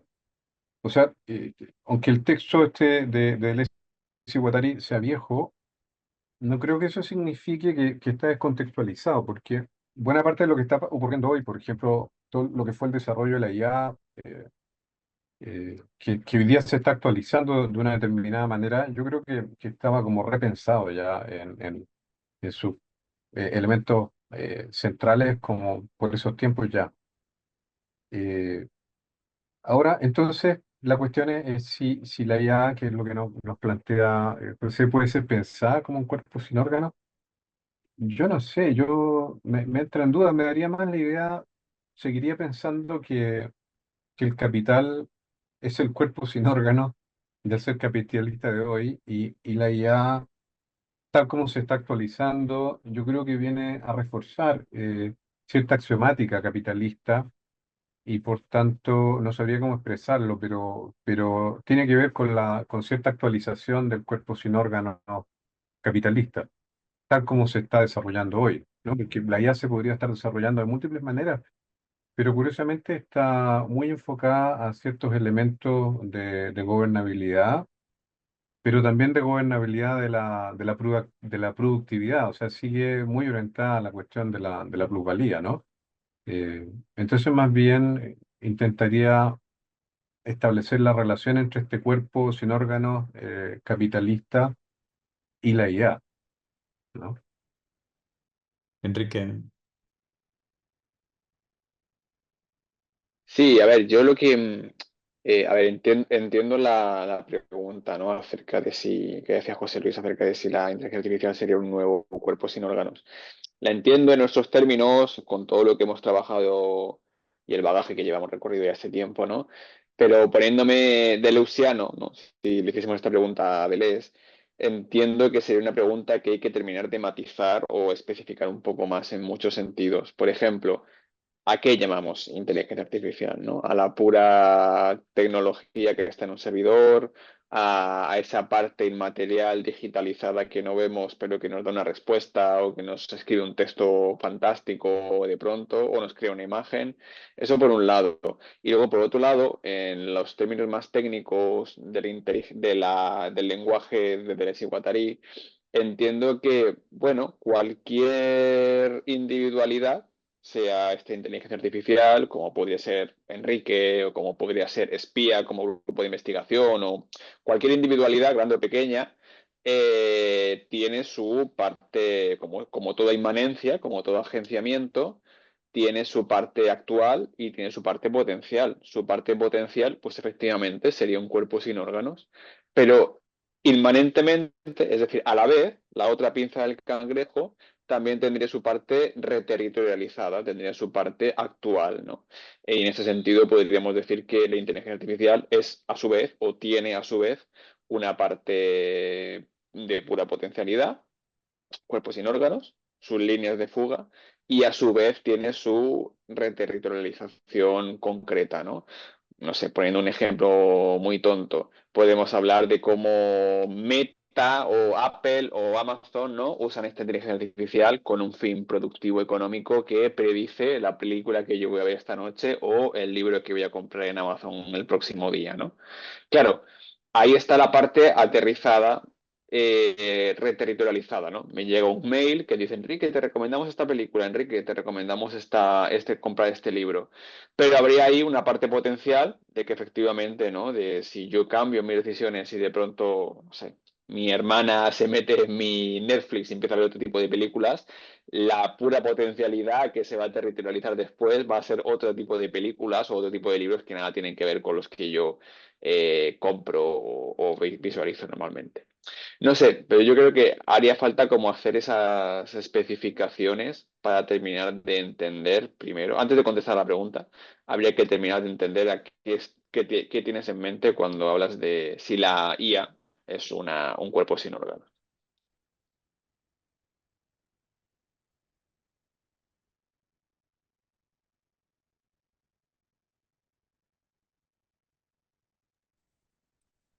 Me ha gustado esto que has comentado, la territorialización de la IA, ¿no? Eh, cuando me planteaba esta pregunta, estaba pensando las características que describen de un cuerpo sin órganos, ¿no? Y intentarlos compararlo con lo que sería la inteligencia artificial, ¿no? Descentralización de funciones, capacidad de reconfiguración, flujos de información continua, autonomía operativa. Y este conjunto de características con otras también que comentaba, ¿no? Interconexión no jerárquica, capacidad de aprendizaje y evolución, eh, las alineaba en paralelo con la inteligencia artificial. En la medida que Deleuze y Guattari creo que tenían esa capacidad anticipatoria, ¿no? Por decirlo así, sin estar la inteligencia artificial sí que la tenían, ¿no? Y por eso lo relacionaban, ¿no? Aparte del proceso del control, etcétera, etcétera. Creo que, no sé hasta qué punto, pero sí que podría ser una metáfora de lo que actualmente estamos viendo de lo que es la inteligencia artificial, o creyendo que vemos, ¿no? Porque a lo mejor lo que nosotros consideramos que es dista mucho de lo que puede ser o lo que realmente es, o de lo que los demás creen que es.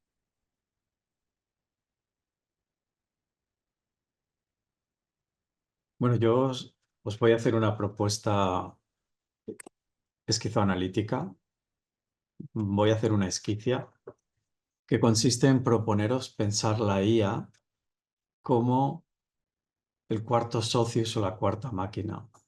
Tenemos la máquina territorial, tenemos la máquina despótica, tenemos el capitalismo y tenemos la IA. Esta es una propuesta. Es decir, es una máquina, un socius que trae su propia territorialización, configuración del deseo y, más loco todavía o más esquizo todavía, trae una alternativa al capitalismo, una axiomática diferente. Y nuestro desafío es descubrir, encontrar, formular, conceptualizar esa axiomática. ¿Qué os parece? Tendríamos salvajes, bárbaros, civilizados y la IA. Y como decía Groucho Marx, si no os gusta esta idea, tengo otras.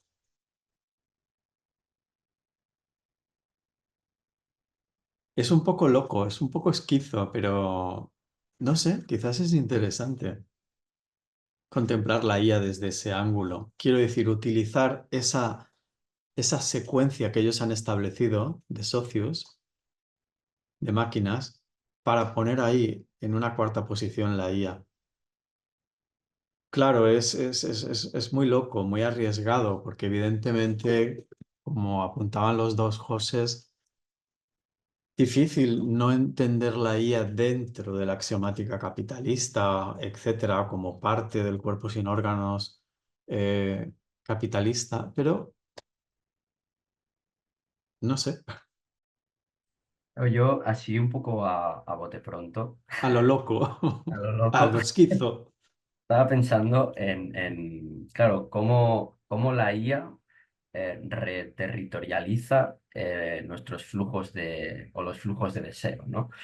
Em, para concebirla como este nuevo socius, porque entiendo que de alguna forma un nuevo socius se caracterizaría por reterritorializar el deseo de una forma distinta, ¿no?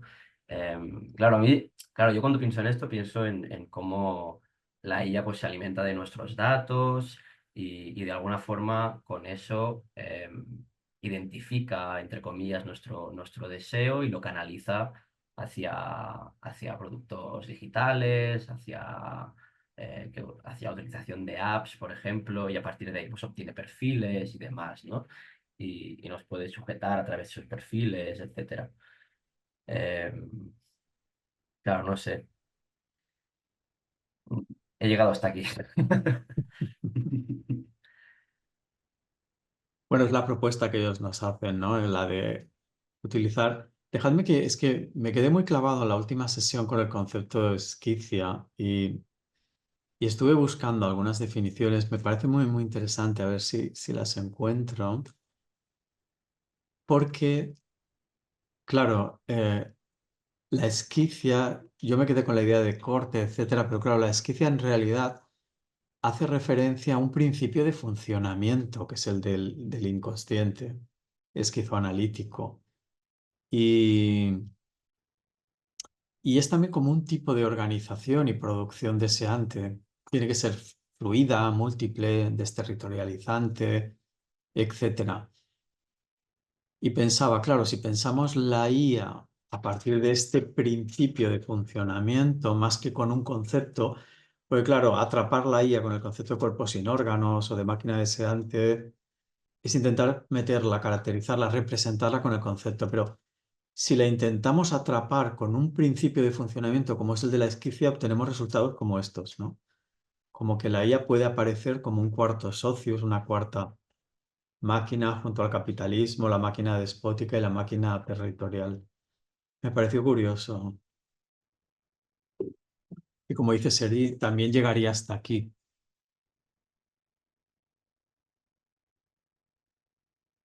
Claro, a mí lo que se me ocurre es, Deleuze y Guattari en algún momento del libro hablan de que el deseo de alguna forma es como la kriptonita del capitalismo de alguna forma, ¿no? Que es lo que puede hacer estallar como sus estructuras básicas, ¿no? En base a este principio esquizofrénico. Entonces, claro, si dentro de este paradigma en el que la IA sería el nuevo Socius, ¿cómo el deseo haría estallar? Pues el principio metodológico lo acaba de escribir Monique en el chat. Estoy totalmente de acuerdo. La pregunta de arranque, que además Deleuze lo ratificarían porque utilizan una expresión muy parecida en otros libros, sería: ¿la IA qué tipo de líneas de fuga generan la axiomática capitalista? Esa sería la pregunta de investigación para arrancar, si realmente nos tomásemos en serio este desafío. Sería exactamente esto lo que ella ha puesto, es decir, ¿por qué puntos rompe o de qué manera genera líneas de fuga en esta axiomática capitalista? Que era un poco lo que también intentaba apuntar de un modo intuitivo Sergi, ¿no? Cuando ha hablado de perfiles, individuos, etc. Claro, pero también habría aquí cuestiones económicas muy importantes, temas vinculados con se genera plusvalía o no, cómo se genera valor. Mm.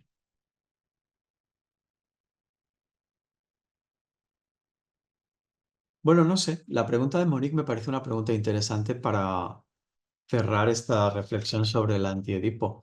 Sí, claro, la pregunta sería si la IA abre estas líneas de fuga en la axiomática capitalista o no, y si se pueden tematizar, en qué dirección irían, etcétera. No sé qué os parece.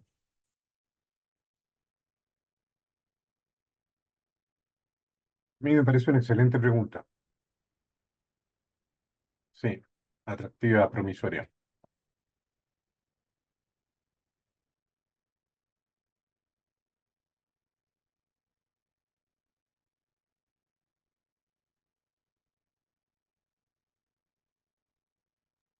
A mí me surge la duda si colocaríamos la IA como código o como axioma, ¿no? Ujú. Porque de primera vista, código, porque necesita cuerpos para inscribirse. Como decía Enrique, los mails que me llegan con recomendaciones, ChatGPT, etcétera, ¿no? Eh, pero ahora la cuestión también es de las prácticas que aparecen y se organizan alrededor de esos códigos. ¿Podrían desequilibrar o incorporar nuevos axiomas?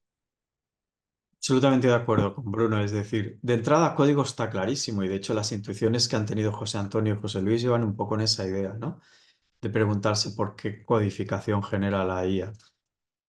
Y claro, el desafío es ese, si genera axiomática y de qué tipo. Yo tengo la intuición que sí, porque lo que estamos viendo en estos años es que la IA ha pasado de ser un artefacto técnico a ser mucho más, a ser un paradigma de pensamiento, a ser prácticamente un elemento cultural, a definir ya cómo entendemos el trabajo, las relaciones, cómo miramos el futuro. O sea, que sí que apunta en la dirección de generar una axiomática muy potente. Ha transformado, lo hemos discutido en este seminario, ha transformado cómo entendemos la historia, el tiempo, ella trae su tiempo y su espacio. Bueno, lo podemos ir retomando en el futuro. Ahora entraremos con 1000 mesetas, que habrá una caja de herramientas conceptuales también muy amplia. Y bueno, aquí tenemos un par de preguntas que me parecen interesantes. Sí, sí, sí. Son las 8. No sé si queréis añadir algún comentario final, reflexión última, algún código para que nos vayamos un poquito más codificados a cenar.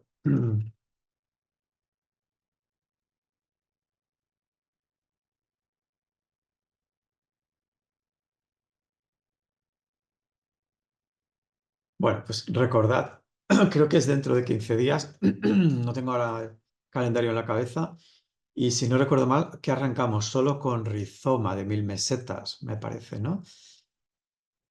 Porque hay agrupaciones de capítulos, pero diría que en la primera sesión no hay agrupación, solo es el primer capítulo, no recuerdo. Sí, es Rizoma. Hoy revisé el programa y era Rizoma. Perfecto. No recuerdo la fecha, si es en 15 días o cuánto. Sí, en principio es en 15 días más, que yo no sé si podía conectarme porque tengo clases del máster, pero bueno, ahí luego veré el vídeo.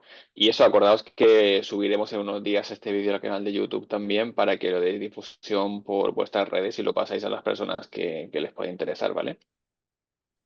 Muy Es- bien. Estoy viendo el calendario y creo que tenemos puesto el 5 de noviembre, ¿eh? Rizoma. Son 3 semanas, creo. Ah, vale, pues si son 3 semanas, entonces sin problema. Por mí mejor, vaya.